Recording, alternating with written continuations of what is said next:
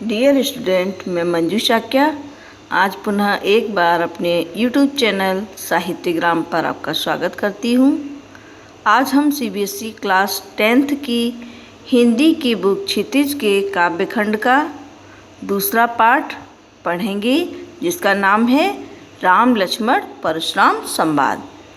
इसे हमारे हिंदी साहित्य के सगुण भक्ति धारा के प्रसिद्ध कवि गोस्वामी तुलसीदास जी ने लिखा है। तुलसीदास जी राम भक्ति शाखा के एक प्रसिद्ध कवि हैं।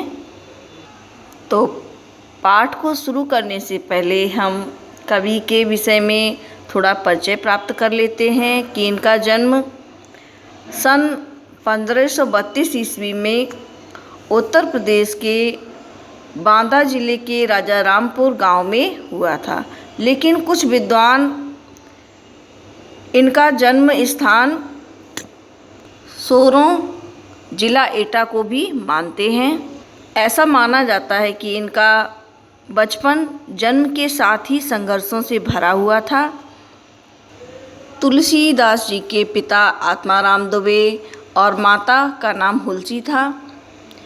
जीवन के प्रारंभिक वर्षों में ही माता पिता से इनका अलगाव हो गया था, ये दूर हो गए थे। ऐसा छोटी सी एक कहावत सुनने में आती है कि इनका जन्म जो था वो मूल नक्षत्र में हुआ था। ठीक है, और मूल नक्षत्र हमारी भारतीय संस्कृति में अच्छा नक्षत्र नहीं माना जाता है, और ऐसा माना जाता है कि इस नक्षत्र में अगर बालक जन्म लेता है तो कहीं न कहीं माता पिता का अहित कुछ न कुछ हो जाता है। तो इसी डर से इनके माता पिता ने इनको जन्म लेते ही त्याग दिया था। अब पालन पोषण के विषय में तो पता नहीं है कि किसने इनका पालन पोषण किया, लेकिन उनका जिसने भी पालन पोषण किया उसके बाद ही क्या अपना भिक्षाटन करके भीख मांग करके अपने जीवन को यापन करने लगे। और बाद में गुरु नरहरि दास की शरण में ये चले गए और उनका संस्कार उन्होंने वहाँ पर कर मतलब विद्या अध्ययन के लिए उन्हें काशी की एक शेष सनातन पाठशाला में भेज दिया। ठीक है, जब ये विद्या अध्ययन कर चुके युवा हो गए तो इनका विवाह एक रत्नावली नामक युवती से कर दिया गया। कहा ऐसा जाता है कि ये पत्नी से बहुत अधिक प्रेम करते थे। एक बार इनकी पत्नी मायके चली जाती है और ये इसके विरह में इतने अधिक व्याकुल हो जाते हैं कि तेज आंधी तूफान की रात्रि में भी एक नदी को पार करके किसी प्रकार से ये पत्नी के पास अर्धरात्रि में पहुंचते हैं। और जब पत्नी अपने सामने इनको देखती है तो गुस्से से भर जाती है और इनको बहुत बुरा भला कहती है कि आप मेरे शरीर से, हाड़ मांस के शरीर से इतना प्रेम करते हैं। अगर यही प्रेम आपने राम से किया होता, ईश्वर से किया होता तो आपका बेड़ा पार हो जाता। बस यही ये शब्द थे कि तुलसीदास को चुभ गए या कहिए प्रेरणा स्रोत थे, और उन्होंने वहीं से भक्ति का मार्ग अपना लिया और रामचरितमानस जैसी सुंदर रचना हमारे सामने प्रस्तुत की। ये मर्यादित कवि भी कहे जाते हैं क्योंकि उनके राम जो थे मानवीय मर्यादाओं और आदर्शों के प्रतीक थे, जिनके माध्यम से तुलसी ने नीति, स्नेहशील, विनय, त्याग जैसे बहुत उदात्त आदर्शों को प्रतिष्ठित किया था। ठीक है, रामचरितमानस उत्तरी भारत की जनता के बीच बहुत ही लोकप्रिय है। ठीक है, मानस के अलावा उन्होंने कवितावली, गीतावली, दोहावली, कृष्ण गीतावली, विनय पत्रिका आदि बहुत सारी प्रमुख रचनाएं लिखी। अवधी और ब्रज भाषा दोनों ही भाषाओं पर इनका समान रूप से अधिकार प्राप्त था। ये किसी भी भाषा में लिखने में सहजता इनको महारत हासिल थी। इनके काव्य में ग्रंथ, प्रबंध एवं मुक्तक दोनों प्रकार के हैं। ठीक है, इनके काव्य में चौपाई, दोहा, सोरठा, हरगीतिका, कवित्त, पद बहुत सारे छंदों का प्रयोग हुआ है। और इनके जो सारे पद हैं वो कैसे हैं, गाने योग्य हैं, गेय पद हैं। चलिए तो अब हम आगे बढ़ते हुए चैप्टर की तरफ चलते हैं। थोड़ा सा चैप्टर का संक्षेप में हम वर्णन आपके सामने प्रस्तुत करते हैं कि कहाँ से ये शुरू होता है, किस प्रकार की रूपरेखा बनती है कि ये सारे संवाद आगे हमें सुनने के लिए मिलेंगे कि यह रामचरितमानस के बालकांड से आपके लिया गया है। सीता जी का जब स्वयंवर होने वाला था, राजा जनक ने स्वयंवर का आयोजन किया और एक बहुत भारी शिवधनुष था, उसमें स्वयंवर में रखा गया। सभी इस कथा को जानते हैं, ठीक है। तो जब राम स्वयंवर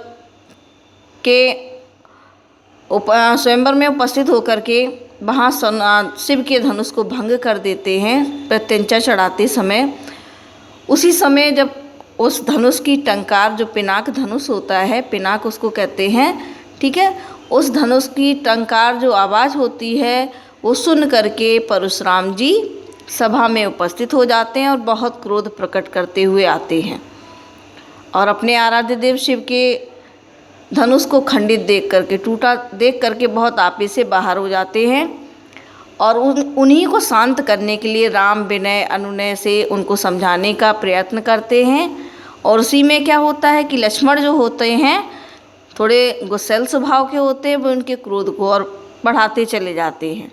तो इसी सब का बड़ा ही सुंदर प्रसंग आपको इन पंक्तियों में आगे सुनने के लिए मिलेगा। इस समस्त पाठ में आपको एक चीज़ बहुत ध्यान देने वाली है कि आपने जो ग्रामर में रस पढ़ा है उसमें से रौद्र रस और वीर रस, यहाँ पर बहुत सारे आपको उदाहरण सुनने के लिए मिलेंगे, ठीक है।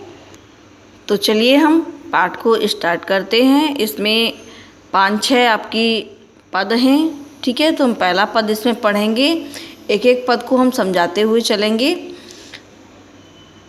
पहले हम वाचन करते हैं कि नाथ संबुधन भंजनिहारा, हुई है केउ एक दास तुम्हारा, आयुष काहा कहिए किन मोही, और सुनि रिसाए बोले मुनि को ही। जब शिव जी के धनुष की घोर गर्जना को सुन करके परशुराम जी सभा में उपस्थित हो जाते हैं और क्रोध करने लगते, बहुत अधिक रौद्र रूप में आ जाते हैं।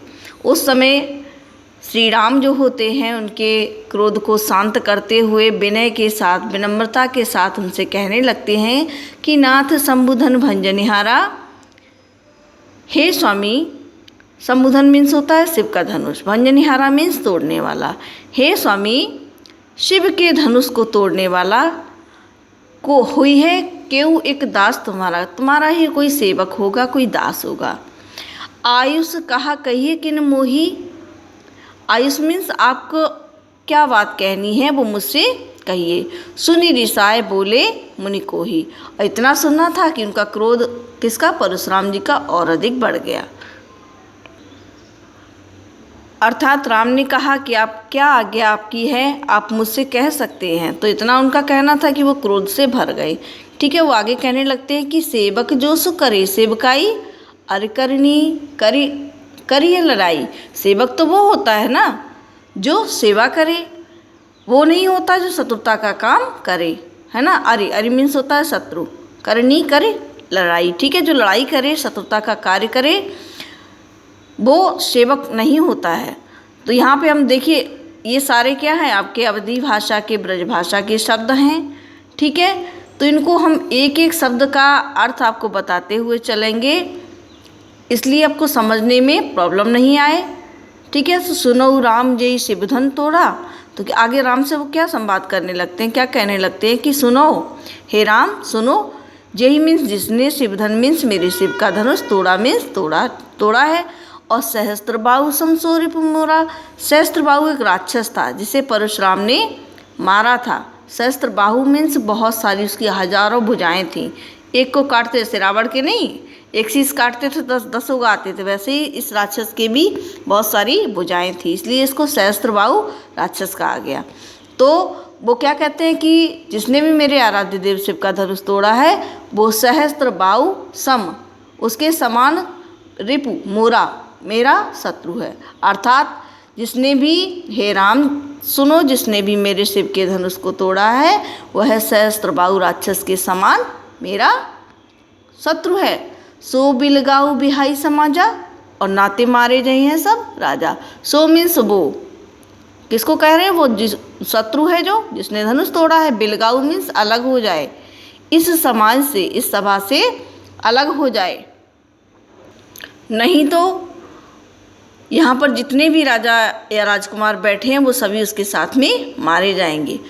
सुनी मुनि बचन लखन मुस्कुराने, है ना।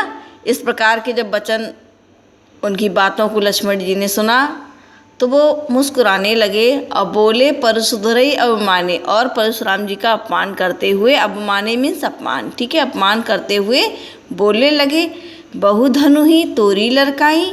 हे स्वामी, हे नाथ, हमने बहु मीन्स बहुत सारी, धनु मीन्स छोटे छोटे जो धनुष, छोटे बालक जो खेलते हैं, और तोड़ी मीन्स तोड़ी है, लड़काई मीन्स बचपन में हमने बहुत सारी छोटी धनुइयाँ हैं जो वो कहाँ पर तोड़ी है, बचपन में।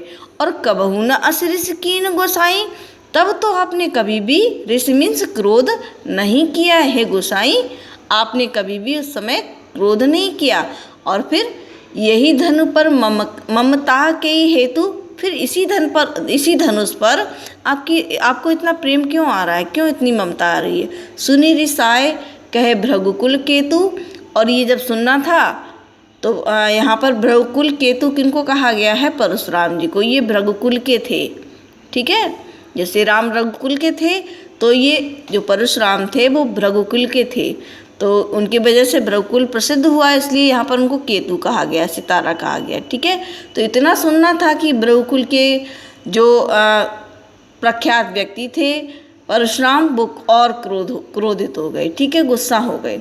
बोले आगे कि रे नृप बालक काल बस, बोलत तोय न संहार, और धनु ही सम त्रिपुरार, धन विदित सकल संसार। इतना सुनना था कि वो और क्रोध से भर जाते और कहते हैं, रे नृप बालक, हे राजा के पुत्र, हे राजपुत्र, काल बस, काल यहाँ पर क्या, काल का मतलब है मृत्यु, तू मृत्यु के बस में हो गया है, इसलिए तुझे बोलने में कोई भी संकोच नहीं है। तू ये नहीं समझ रहा है कि क्या तू बोल रहा है, ठीक है, बोलत तो ही न समार, तुझे अच्छे बुरे का भान नहीं है, ज्ञान नहीं है, ठीक है। धनुई सम त्रिपुरार, धन विदित सकल संसार। इस धनुई मतलब छोटे से धनुइयों की तुलना तो त्रिपुरार मीन्स शिव के धनुष से कर रहा है, और शिव के धनुष की महिमा तो विदित सकल संसार, सारा संसार जानता है कि ये धनुष उनका विश्व में प्रख्यात है। उस धनुष का नाम क्या था मालूम है आपको, पिनाक, ठीक है। ये जीके का क्वेश्चन है, कभी कभी पूछ भी लिया जाता है कि शिव के धनुष का नाम क्या है, तो आप क्या बताएंगे, पिनाक। किसी भी पद को पढ़ते समय उसके हमें अर्थ को ग्रहण करना बहुत ज़रूरी है, ठीक है। अर्थ को हम जब तक ग्रहण नहीं करेंगे तब तक हमें कोई भी पद समझ में नहीं आएगा, ठीक है। तो जहाँ पर भी आपको प्रॉब्लम हो, समझ में नहीं आता है, बार बार इस वीडियो को देखिए, समझिए उसको, ठीक है। और अगर समझ में आ रहा है अच्छे से तो अपने फ्रेंड्स के साथ शेयर कीजिए, चैनल को लाइक और सब्सक्राइब कीजिए। धन्यवाद। अगले वीडियो में फिर मिलते हैं।